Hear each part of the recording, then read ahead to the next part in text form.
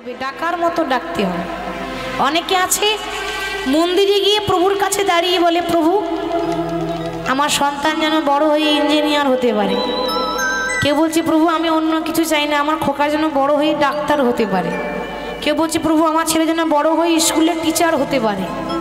কিন্তু কেউ বলে না যে প্রভু আমার ডাক্তারের দরকার নেই, আমার ইঞ্জিনিয়ারের দরকার নেই, আমার মাস্টারের দরকার নেই, আমার ছেলে যেন মানুষের মতো মানুষ হয়, আর ও বড় হয়ে যেন সংসারে থেকেও তোমাকে যেন ভালোবাসতে পারে, আমার খোকা যেন কৃষ্ণ ভক্ত হতে পারে। এইটা কেউ বলে না।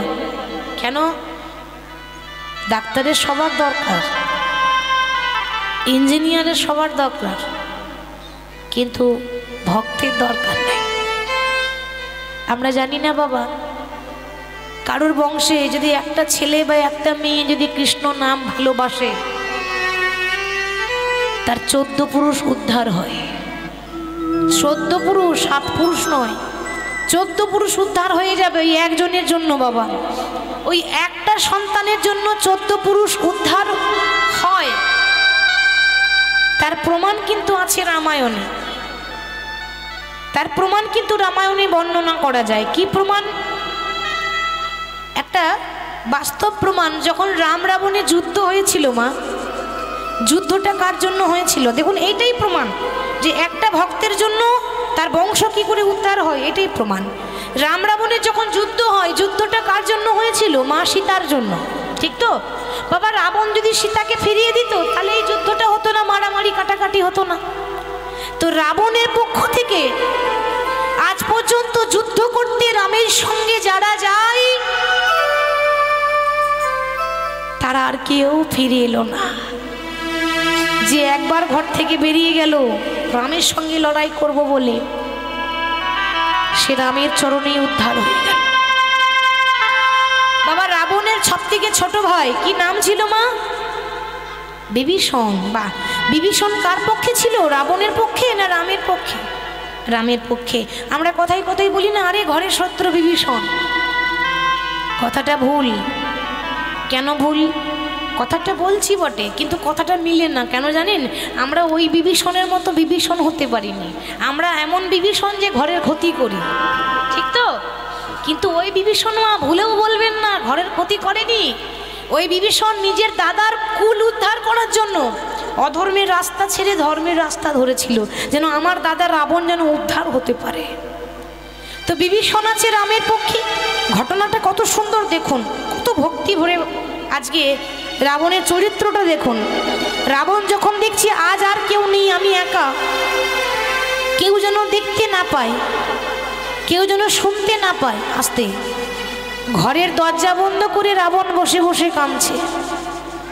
আজ আমার কেহ না, আজ আমার কেহ না, আজ আমার কেহ না, আজ আমার কেহ না, আজ আমার কেহ না, আজ আমার কেহ না।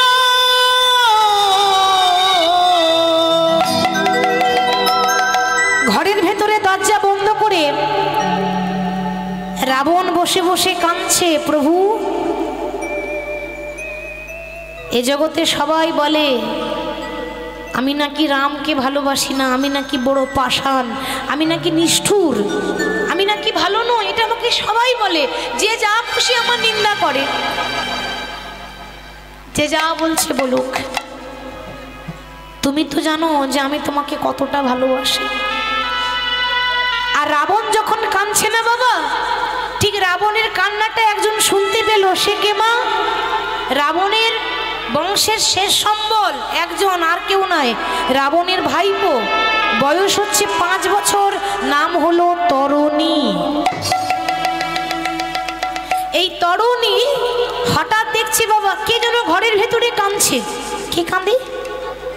অমন করে দরজা বন্ধ করে কে কাঁদে? যেই না দরজা খুলেছে দেখছি তার জ্যাঠামশাই কাঁদছে। 5 5 বছরের ছেলে তরুণী রাবণের গলাটা জড়িয়ে ধরেছে, জ্যাঠামশাইকে জড়িয়ে ধরেছে, ধরে বলছে জ্যাঠামশাই, ও জ্যাঠামশাই কি হয়েছে? তুমি তো রাবণ, তুমি তো কোনদিন কাঁদো না। যে লোককে কাঁদায় সে আজকে নিজে কাঁদছে কেন? তুমি কাঁদছো কেন? খোকা, আমি কেন কাঁদছি তোকে বলতে পারবো না রে, কিন্তু একটা কথা বলবো, কি জানিস? তোর যেদিন জন্ম হয়েছিল না, আমি রাবণ কোলে করে নিয়ে তোকে আদর করে নাম রেখেছি তরণী। তরণী কথার মানে কি গো? মানে আছে, তরণী কথার মানে হচ্ছে নৌকা। দেখেছেন কত ভেবে নাম রেখেছে, কি বলছে দেখুন, কথাগুলো কতটা মূল্যবান কথা। ওরে, এ জগতে নদী পার করতে গেলে যেমন একটা নৌকার দরকার হয়, আমাকেও তো একদিন পেরিয়ে যেতে হবে। আমার তো কোনো নদীর নৌকা নেই, নদী আছে নৌকা নেই, আর নৌকাটা হলি তুই, বংশের শেষ সম্বল। তুই এমন একটা ধার্মিক ছেলে যে তোর জন্য আমি নদীটা পার হয়ে যাব। ছোট ছেলে বোঝে না যে এ যাওয়া কোন যাওয়ার কথা হচ্ছে, কি করে বুঝবে? সবে তো 5 বছর বয়স তরুণী। তো তরুণী বলছে, ও জ্যাঠামশাই দেখো, তুমি কিন্তু কাঁদবে না। আরে যেতে গেলে আমি যাব, যেতে গেলে তুমি কেন যাবে? আমি কথা দিচ্ছি, আগামীকাল সকালবেলায় আমি যাব রামের সঙ্গে যুদ্ধ করতে। খোকা, পারবি না কেন জানিস? ভগবানের সঙ্গে লড়াই করতে যাচ্ছিস, লড়াই করলে শরীরে বল দরকার, ক্ষমতা দরকার, শক্তি দরকার। শক্তি যার নেই তাকে লড়াই করা মানায় না। জ্যাঠামশাই তুমি ঠিক বলেছ, শক্তি আমার নেই, কিন্তু ভক্তি তো আছে। আহা, কত সুন্দর কথা, ওইটুকু ছেলে। আমার ক্ষমতা নেই তো কি হয়েছে, শক্তি নেই তো কি হয়েছে, ভক্তি তো আছে। জানো ও জ্যাঠামশাই, আমার মা যখন রাত্রেবেলায় ঘুম পাড়িয়ে দেয়, আমার মা মাথায় হাত বুলিয়ে বলে দেয়, খোকারে, ভগবানকে পেতে গেলে ভক্তি দরকার, শক্তি নয়। আমার সেই কথাটা মনে আছে, তুমি শুধু আশীর্বাদ করে দাও, আমি যেন রামের কাছে গিয়ে, আমি যেন রামের হাতে মরতে পারি, আমি যেন আর কোনোদিন ঘরে ফিরে আসতে না পারি। তরুণী, কি বলছিস তুই? ওমা, এ জগতে ছেলে মেয়েরা বাইরে গেলে মা বাবাকে কি বলে যায়? মা চিন্তা করো না, আমি চলে আসব, তুমি একদম কাঁদবে না, আমি খুব তাড়াতাড়ি চলে আসবো। কি গো বলে তো মা, ছেলে বাইরে যাওয়ার আগে বলে তো। তরুণী কি বলছে? আমি আর আসতেই চাই না, আমি চাই আমি যেন রামের হাতে মরতে পারি। আরে ভগবানের হাতে মরাটা কি কম ব্যাপার নাকি? যার ভাগ্য ভালো হয় সেই ভগবানের হাতে মরতে পারে। জ্যাঠামশাই মানে রাবণকে প্রণাম করে এবার মাকে প্রণাম করতে যাচ্ছে। মা, ও মা,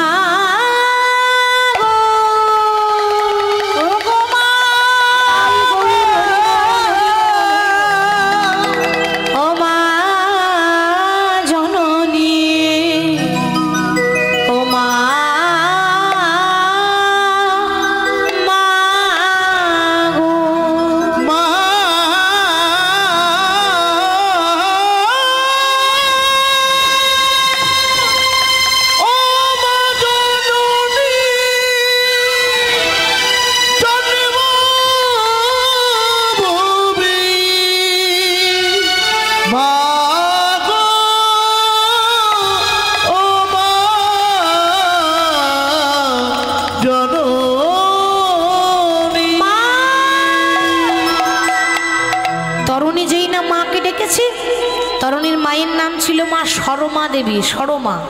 সরমা বলছে, ওরে খোকা, এমন করে মা বলে ডাকছিস কেন? কি হয়েছে তোর? মা, কেন ডাকলাম জানো?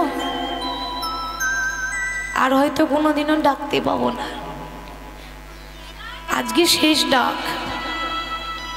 আপনার ছেলে যদি আপনাকে বলে, আপনার ভালো লাগবে কথাটা শুনে মা?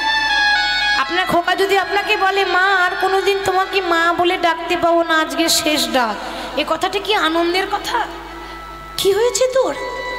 এমন কথা কেন বলছিস? এমন কথা বলতে নেই খোকা। মা, আমি এক জায়গায় যাব বলে আজকে রওনা দেব, আর এমন জায়গায় যাব যেখানে গেলে কেউ ফিরে আসে না। তোমার ছেলে আজকে তোমার কাছে ভিক্ষার আঁচল পেতে দাঁড়িয়েছে। আর যদি আমি কিছু চাই, তুমি আমায় খালি হাতে ফিরিয়ে দেবে না তো মা? বল খোকা, তুই কি চাস? গাড়ি বাড়ি টাকা পয়সা সবই তো তোর। মা, আমি গাড়ি বাড়ি টাকা পয়সা চাই না মা। আমায় দামি দামি গলার হার প্রয়োজন নেই, আমার সোনা দানা লাগবে না, আমার দামি পোশাক লাগবে না। আমার একটাই নিবেদন, আমার পা থেকে মাথা পর্যন্ত আমার সর্ব অঙ্গে তুমি রাম রাম লিখে দাও।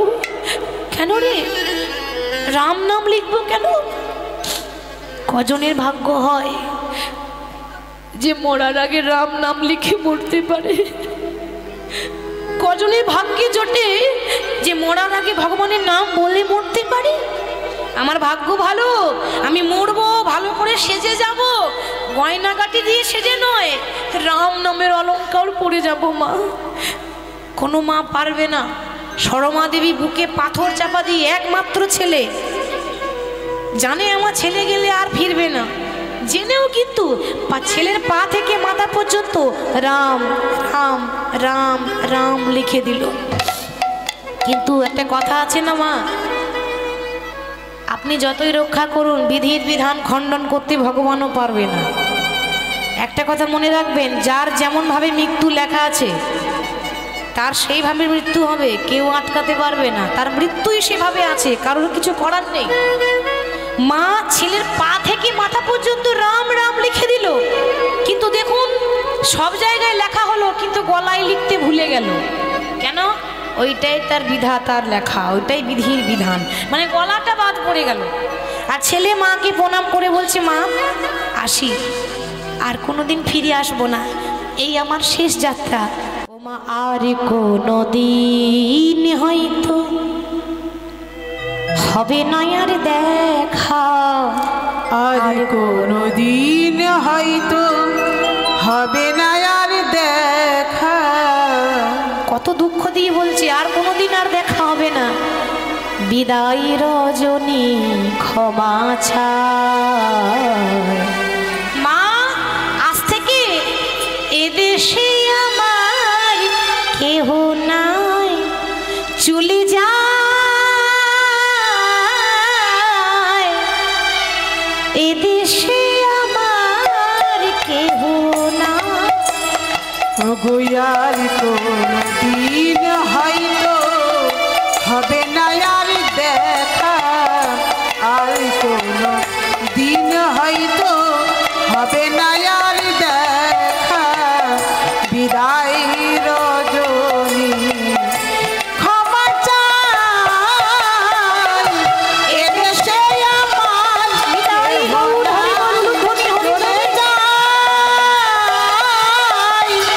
এদেশে আমার কেহ নাই। কিবা মাতা কিবা কিবা পুত্র পরিজন, শেষের দিনে কৃষ্ণ বিনে হবে না কেউ আপন। মন কেবা মাতা কেবা পিতা কেবা পুত্র পরিজন, শেষের দিনে কৃষ্ণ বিনে হবে না কেউ আপন। ওমা কেবা মাতা কেবা পিতা কেবা পুত্র পরিজন, শেষের দিনে কৃষ্ণ বিনে হবে না কেউ আপন। কেবা মাতা কেবা পিতা কেবা পুত্র পরিজন, শেষের দিনে কৃষ্ণ বিনে হবে না কেউ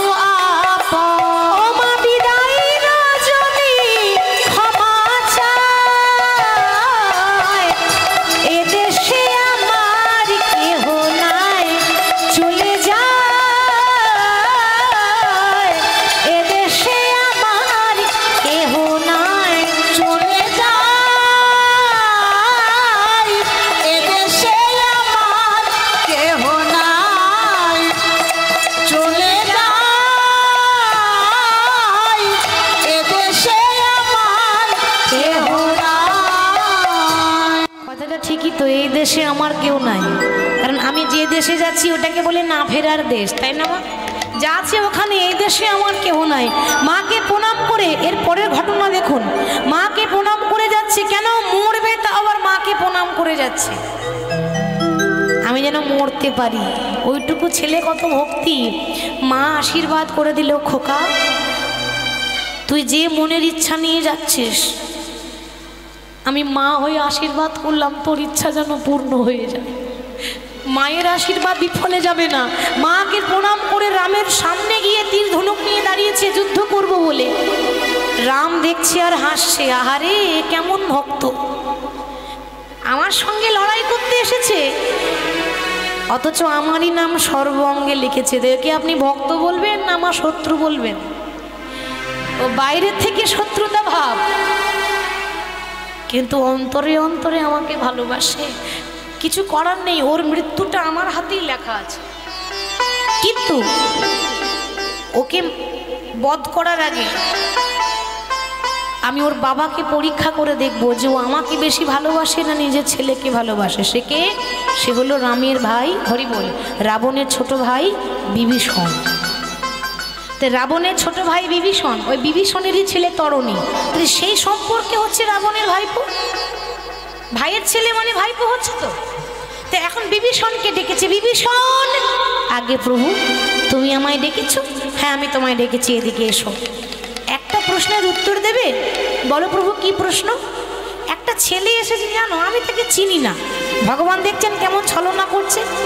আমি নাম জানি না, কোথাকার ছেলে, কি ঠিকানা আমি কিছু জানি না, তো তুমি একটু বলবে যে ওই ছেলেটার কি নাম, কোথায় থাকে, তুমি কি তাকে চেনো?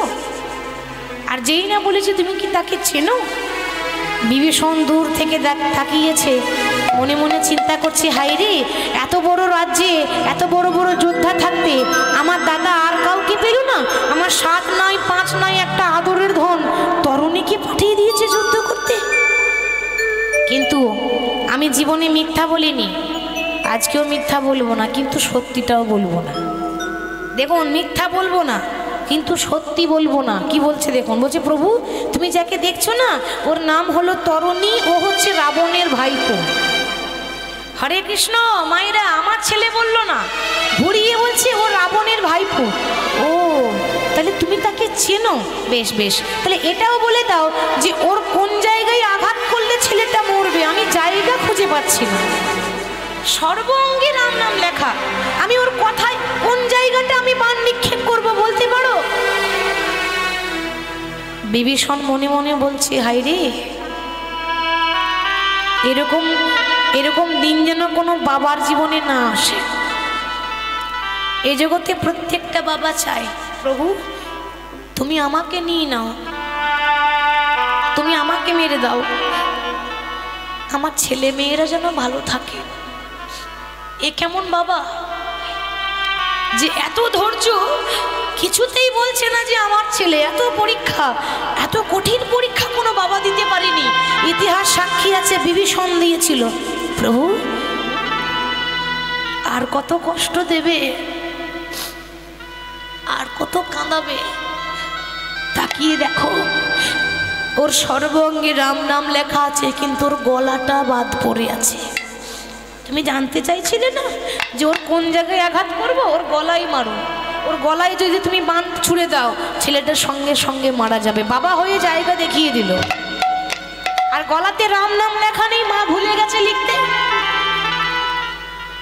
আর যেই না বাবা বান প্রয়োগ করেছে, বান কিন্তু একেবারে গলায় এসে লেগেছে।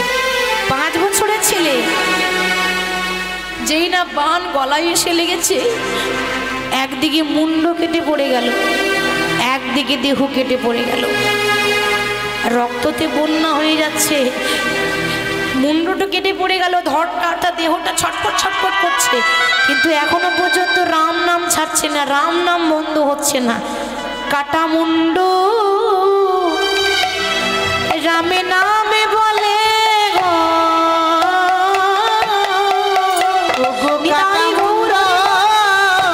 রামে নামে বলে গো, সে যে রাম নাম ছাড়া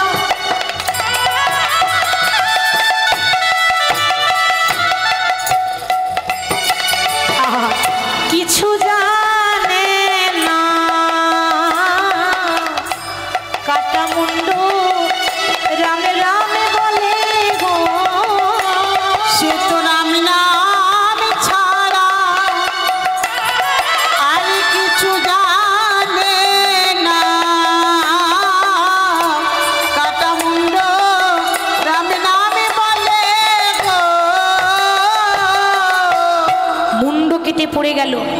এখনো পর্যন্ত রাম রাম রাম। আচ্ছা বলুন তো মা, আর কোনো বাবা থাকতে পারে? একটা বাবার সামনে, পিতার সামনে তার ছেলেটা মরে গেল, কোন বাবা থাকতে পারবে গো? 7 নাই 5 নাই আদরের ধন, আদরের ধন যখন চলে গেল, বিভীষণ মুখে কিছু বলতে পারছে না, এক পাশে দাঁড়িয়ে অঝর ঝরে কাঁদছে, মনে মনে বলছে প্রভু আর কত খেলা করবে, আর কত খেলা তোমার বাকি আছে। হঠাৎ তখন রাম বলছে, বিভীষণ আমি আঘাত করেছি তরুণীকে, যন্ত্রণাটা তোমার হচ্ছে কেন? আমি আঘাত করেছি বিভীষণকে, ব্যথাটা তোমার হচ্ছে কেন? তুমি কাঁদছো কেন? কি গো মায়েরা, ভগবানের ছলনা দেখছেন? আচ্ছা আপনাদের কি মনে হয় ভগবান জানতো না যে ছেলেটা কার? যে সবার অন্তরের কথা জানে সে জানবে না ছেলেটা কার? সব জানে। পরীক্ষা। কি হলো, তুমি কাঁদছো কেন? বিভীষণ বলছে, প্রভু আর কত কাঁদাবে? যাকে তুমি বধ করেছো সে অন্য কেউ নয়, সে আমারই একমাত্র আদরের ধন, আমারই ছেলে তরণী। বিভীষণ আমি তোমায় বড় কষ্ট দিলাম, আমি তোমায় বড় যন্ত্রণা দিলাম, বলো তুমি কি চাও? কি চাইবো বলো? টাকা পয়সা গাড়ি বাড়ি যতই দাও, আমাকে বাবা বলার ধন আর ফিরে আসবে না, আমাকে বাবা বলার মতো আর কেউ রইল না। আমি তোমার জন্য নিজের ছেলেকে বলিদান দিয়ে দিলাম, কিন্তু একটা আশীর্বাদ চাইব।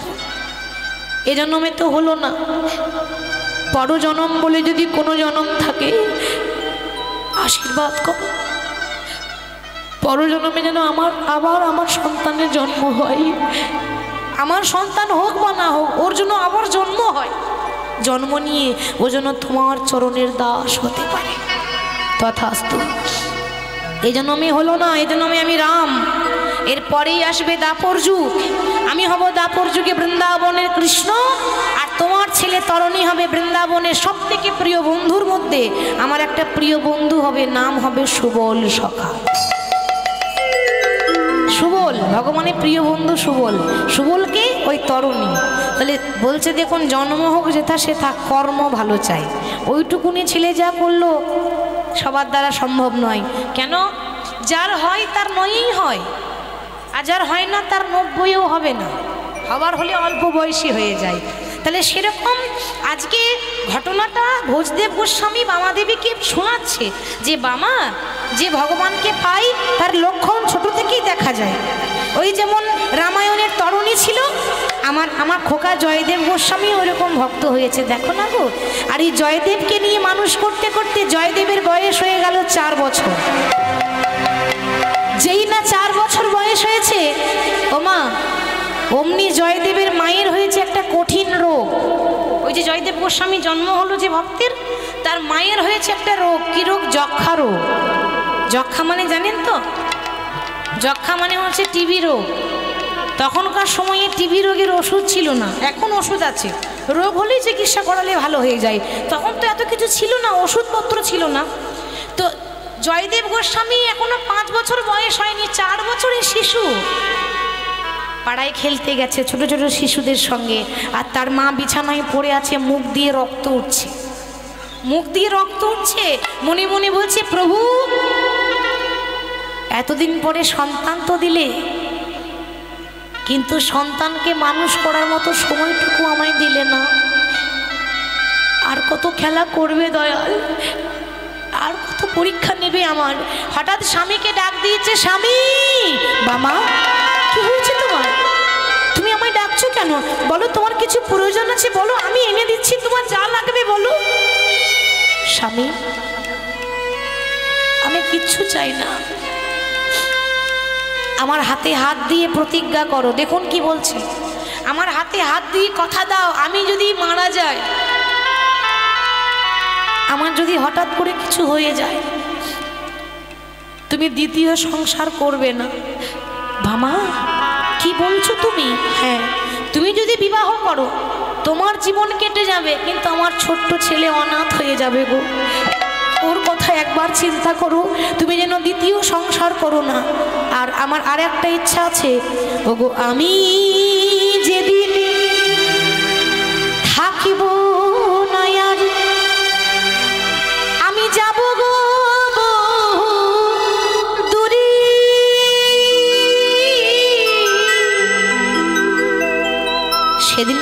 বলবে জানো, আমার জন্য অন্তত একটা সাঁঝের প্রদীপ জ্বালায়ে দিও